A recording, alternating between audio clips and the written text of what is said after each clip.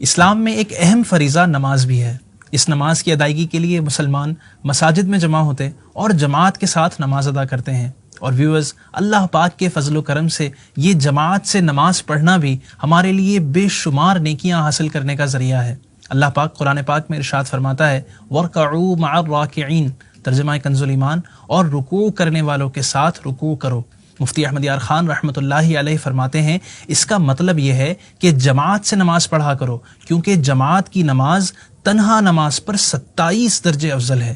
اس کے علاوہ احادیث مبارکہ نماز باجماعت کی تاکید اور فضائل سے بھرپور ہیں، لیکن اس کے لیے ضروری ہے کہ ہم جماعت کے تمام آداب کا خیال رکھیں۔ سو ویورز، آج کی ویڈیو میں ہم بات کریں گے ہاؤ ٹو آفر صلاح وتھ کانگریگیشن، یعنی نماز باجماعت کے آداب۔ جنرلی نماز باجماعت مسجد میں ادا کی جاتی ہے، تو سب سے پہلے مسجد کے آداب کا خیال رکھیں۔ مسجد میں داخل ہونے سے پہلے یہ دیکھ لیں کہ آپ پاک و صاف ہوں، آپ کی باڈی یا کپڑوں پر کوئی گندگی یا نجاست نہ ہو اور ان سے کسی قسم کی بدبو نہ آ رہی ہو۔ اگر ہو تو اس نجاست اور بدبو کو دور کر لیں اور پھر مسجد میں داخل ہوں، کیونکہ مسجد میں نجاست یا بدبو لے جانا جائز نہیں۔ چونکہ مساجد میں جماعت کا فکس ٹائم ہوتا ہے، تو کوشش کریں کہ جماعت سے پہلے ہی مسجد میں حاضر ہو جائیں۔ اور ہاں، ایک بات کا ضرور خیال رکھیں کہ مسجد میں داخل ہونے سے پہلے اپنا موبائل فون سائلنٹ موڈ پر لگا لیں، تاکہ موبائل ٹون سے نہ آپ دوران نماز ڈسٹرب ہوں، نہ ہی دوسرے نمازی حضرات، اور نہ ہی مسجد کی بے ادبی ہو۔ ویورز، دعوت اسلامی کی پریئر ٹائمز ایپ جو پلے اسٹور اور ایپ اسٹور دونوں پر اویلیبل ہے، اس کے اندر یہ فیچر موجود ہے کہ جماعت کے ٹائم پر آپ اپنے فون کو سائلنٹ کر سکتے ہیں۔ جماعت سائلنٹ کے نام سے آپ کو یہ فیچر اس میں مل جائے گا، تو اس کو بھی ضرور یوز کریں۔ مسجد میں جو نمازی حضرات نماز کے انتظار میں بیٹھے ہیں، ان کو سلام نہ کریں کہ یہ سلام کرنے کا موقع نہیں۔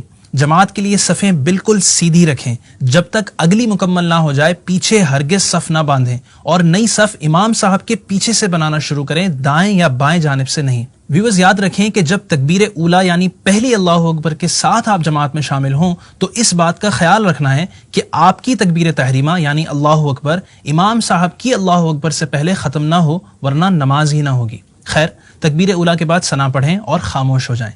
یاد رکھیے گا کہ نماز باجماعت کے قیام میں صرف امام صاحب تلاوت کرتے ہیں، مقتدی خاموش رہتے ہیں، چاہے امام صاحب بلند آواز سے تلاوت کریں یا بغیر آواز کے۔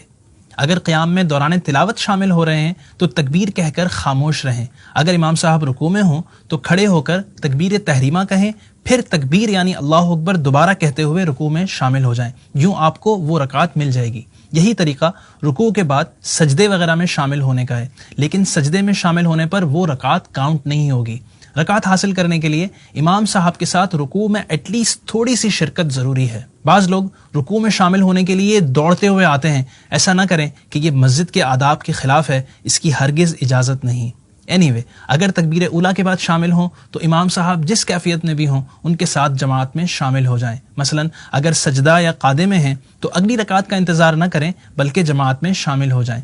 ایک رکعت یا اس سے زیادہ رکعتیں نکل جائیں تو امام صاحب کے سلام پھیرنے کے بعد باقی رکعتیں پوری کریں۔ اگر ایک رکعت نکلی ہے تو امام صاحب کے سلام پھیرنے کے بعد اب آپ وہ ایک رکعت ثنا اور تلاوت کے ساتھ مکمل کر لیں، اور اگر ایک سے زائد رکعتیں نکل گئی ہیں تو اب جو آپ اپنی رکعتیں پوری کریں گے وہ پہلی رکعت سے سٹارٹ کریں گے، یعنی ثنا، اعوذ باللہ، بسم اللہ وغیرہ سب پڑھ کر۔ لیکن یاد رکھیں کہ قعدہ یعنی بیٹھنے کے اعتبار سے آپ کی رکعت کی ترتیب اس رکعت سے ہوگی جس سے آپ جماعت میں شامل ہوئے۔ اس کو یوں سمجھیں کہ مغرب کی آپ تیسری رکعت میں شامل ہوئے تو امام صاحب کے سلام پھیرنے کے بعد اب آپ جو رکعت پڑھیں گے تشہد کے اعتبار سے یہ دوسری رکعت ہوگی، لہٰذا اس رکعت کے بعد قعدہ کریں اور پھر اسی کے مطابق باقی رکعت مکمل کریں۔ اس نقطے کے حوالے سے کافی لوگ کنفیوژن کا شکار ہوتے ہیں، لہٰذا اس بات کو اچھی طرح سے اپنے ذہن میں رکھیے گا۔ جماعت ختم ہونے پر نمازی حضرات پیچھے کی طرف آ کر بقیہ نماز ادا کرتے ہیں۔ اس میں یہ احتیاط ضرور کریں کہ کسی نماز پڑھنے والے یا بیٹھے ہوئے فرد کو کوہنی یا پاؤں وغیرہ نہ لگے، اور نمازی کے آگے سے بھی نہ گزرنا پڑے، کہ نمازی کے آگے سے گزرنا سخت گناہ ہے۔ اسی طرح جو پہلے سے نماز میں ہو اس کی طرف چہرہ کرنا بھی ناجائز اور گناہ ہے، لہٰذا ان تمام چیزوں کا خیال ضرور رکھیں۔ اللہ پاک ہماری نمازوں کو شرف قبولیت عطا فرمائے۔